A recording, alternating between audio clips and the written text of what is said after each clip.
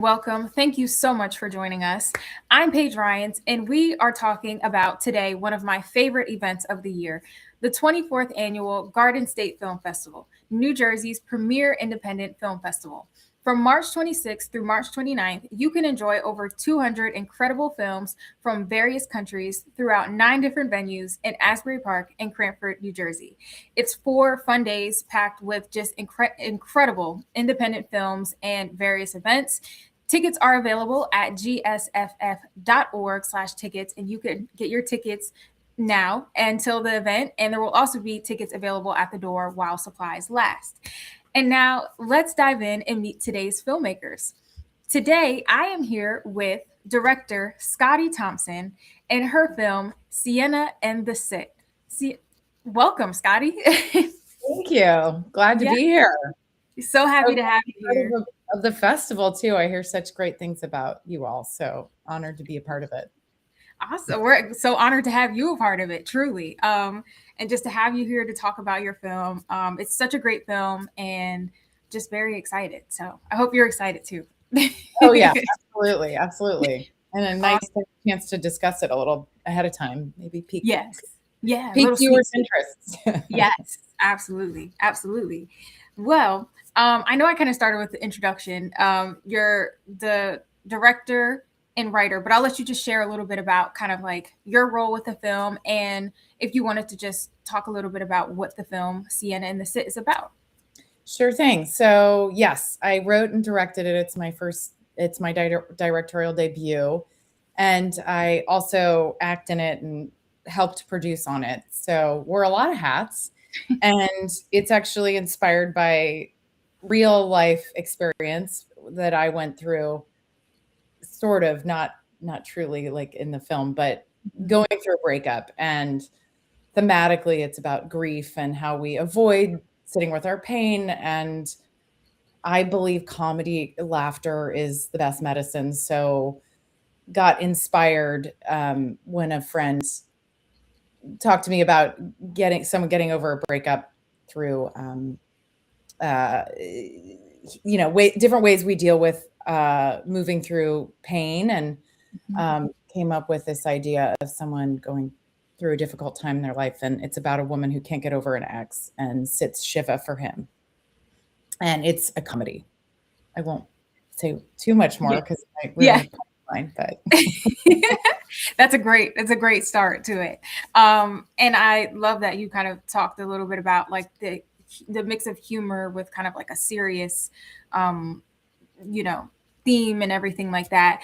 How did you approach the duality of humor and seriousness, both as a filmmaker and as the star actress in this film?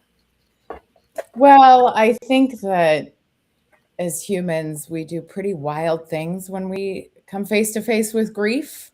And this is a somewhat absurdist take on that.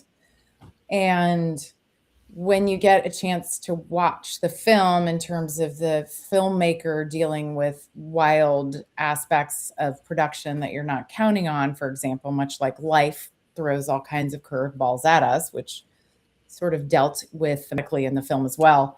In one of the latter sequences in the short, there's an outdoor fire ceremony that just so happens to take place in the rain. And a fun little fact about it is that was not anticipated. It was not scripted. We didn't create rain on purpose, although we ended up having to at moments when the drizzles were slowing down. It was more of a perfect situation where the elements offered up a challenge. Oh, it's going to rain this weekend, all weekend in LA. And a writer friend of mine said, well, you have a somewhat absurd concept for your short, because it's some odd duck absurd humor.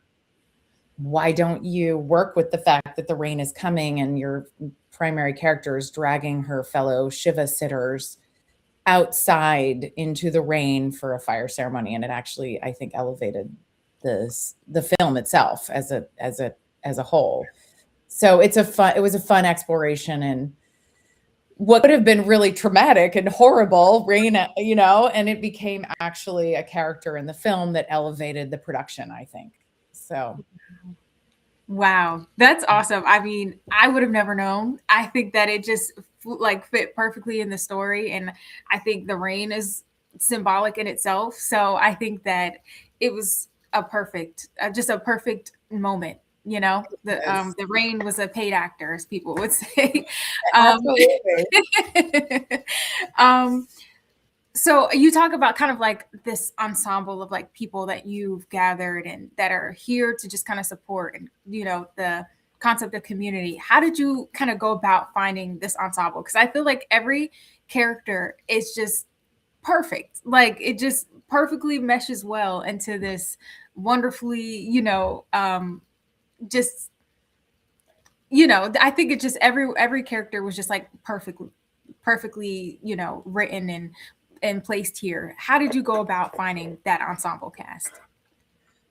I have really talented friends. I'm really lucky because I've been actor in Los Angeles and New York for, going on 20 years anniversary in LA. So I've been around the block and I've gotten to meet really great people. And as I was coming up with this concept, which came out of a suggestion from the woman who plays Ruthie in the film, is a dear friend of mine, and she planted a seed. And I already talked to the guy who plays Linus, who's I met my first week in LA as an actor many moons ago. And I said, when I make my first short, I'm writing a role for you. So I already had those two. And then as I was developing it, I had certain other characters I'd written for friends, and then others I'd written for other folks, and then it didn't work out with them. And then I got to tweak it, like the woman who plays my sister, Alicia Oxy, amazing actor. We look alike. People had said, wow. And when I decided, oh, she'd be great, she suggested, what if we really are real sisters, which adds a layer of depth to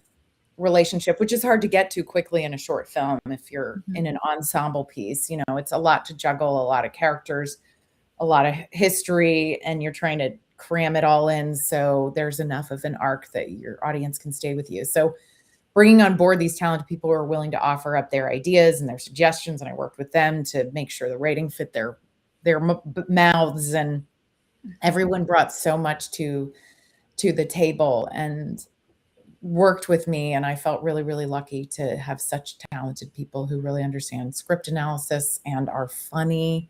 I mean, if I could release the outtakes of the guy who plays Brett Dalton, who plays I can't even remember the character name, but the one who's uh, very committed to his acting. He he and the guy playing Linus, my longtime friend. The two of them had the crew who's been in the business, a lot of very experienced crew members and a lot of different productions, who were laughing so hard between takes, and that was so much fun to be able to like offer an enjoyable space for everybody to work. Because when you're working on a short film on a low budget and everyone's pulling favors for you, you want to create an enjoyable space, and you still have a lot of technicalities to meet along the way and stay on schedule and make sure everybody's well fed, especially when they're not making a lot of money. So make sure it's good food and all that stuff and keep it well produced. But you also hope to, especially if you're shooting a comedy, I guess I should say, um, have a chance for people to laugh in the process. So I Yes. feel like we really struck a chord with that, and the outtakes are pretty fun.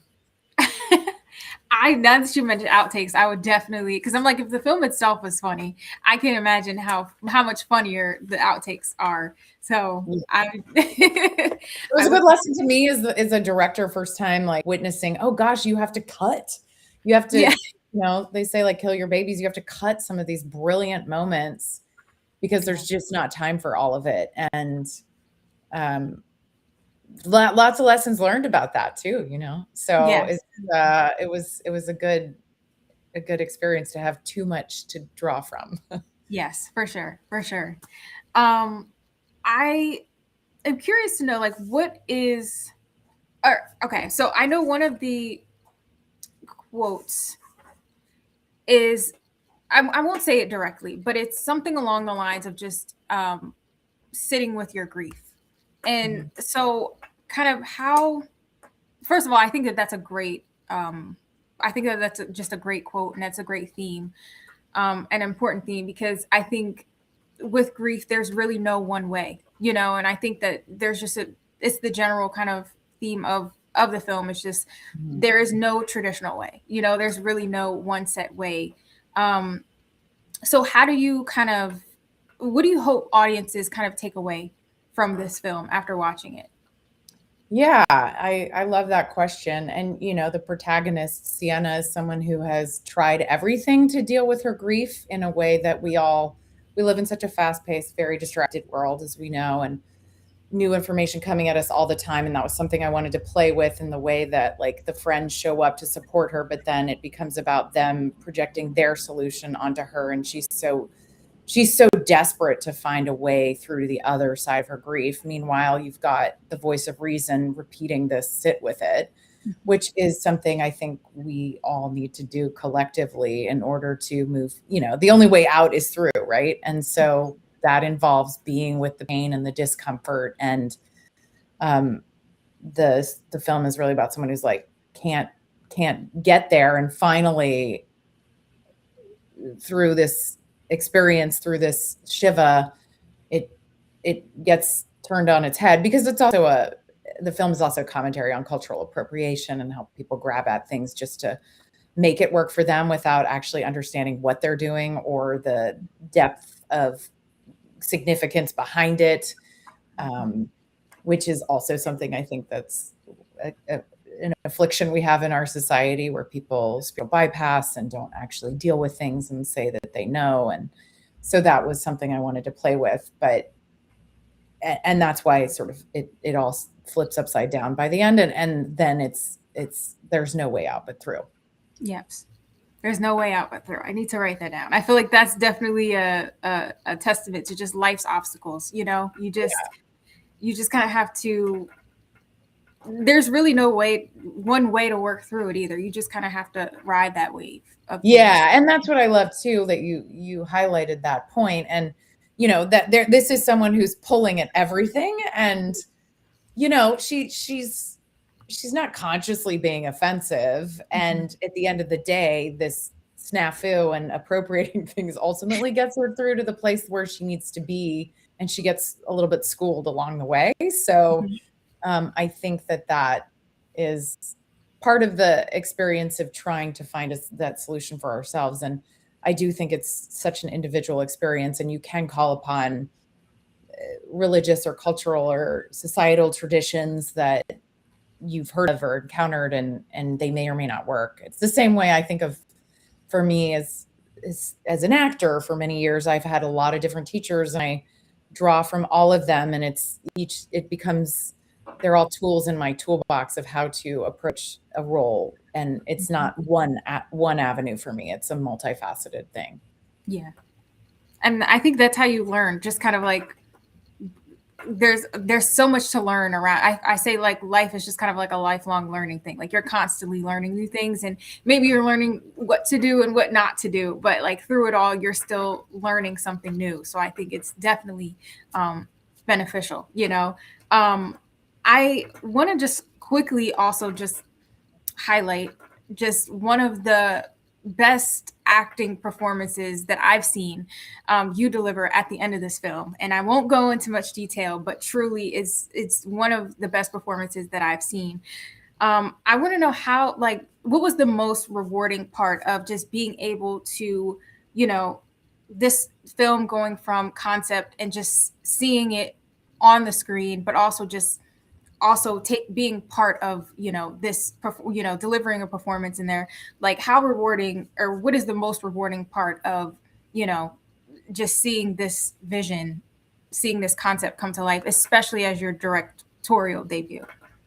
Yes, well, thank you so much. And I mean, the reward is in the feedback like you have, where people are affected by any aspect of the story itself, whether it's the performance at the end, or the humor along the way, or someone else's moment. And just that I mean, it's a very niche story that I'm telling. It's a very unusual exploration, and they say the more specific you get, the more universal you can get. I'm toying with what that actually means as a filmmaker, as a writer creator, as well as a director and an actor. But I think more probably relevant to writing than any other avenue.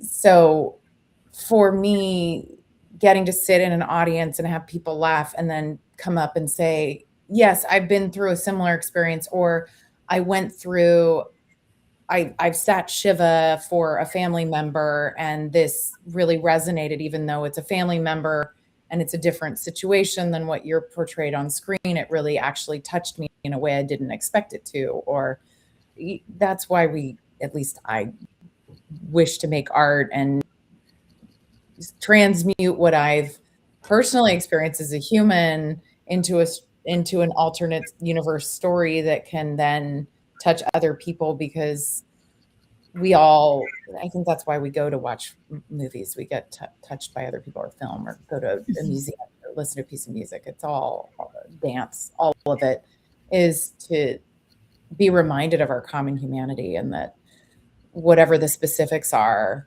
especially in such a divided time as we're in, it's important to remember that at the core of it all, we have broken hearts and we have broken open hearts, Absolutely. And I think that that's, again, like you said, art is just all about those perspectives and, just gaining those different perspectives. And I think this is just kind of one of those things of just life, constantly is throwing those, triumphs at you, but also those curveballs, and like, how do we work through it? And I think that this is definitely a great representation of just being able to take that symbolism and apply it to like everyday life, so again, I think you did a great job with this film. I think audiences are really going to enjoy it, and I'm excited just to see the journey of this film, and hopefully in the future some outtakes. But no, no pressure, no pressure. But yes, so will you be joining us at the festival this year? I will be. I will be there at the screening on I think it's the 26th. That's what the thing said at the bottom. My brain hasn't gotten there. There we go. 6 p.m. on Saturday, March 28th. I was wrong. So yeah, I will be there, and I will be at some of the other events too. So I'm looking forward to meeting you all and being in the filmmaker community. Absolutely. Well, again, yes, you can check out Sienna and the Sit on Saturday, March 28th at the Berkeley Continental, Block BC 27, between 6 p.m. and 8:15 p.m. And again, Garden State Film Festival, 200 films, 9 different venues in Asbury Park and Cranford, New Jersey. You can get your tickets now at gsff.org/tickets. And again, Scotty, thank you so much for joining us today. We're so excited. And we'll see you at the festival. Awesome. Thank you for having me. Absolutely. Take care. You too. Bye. Bye.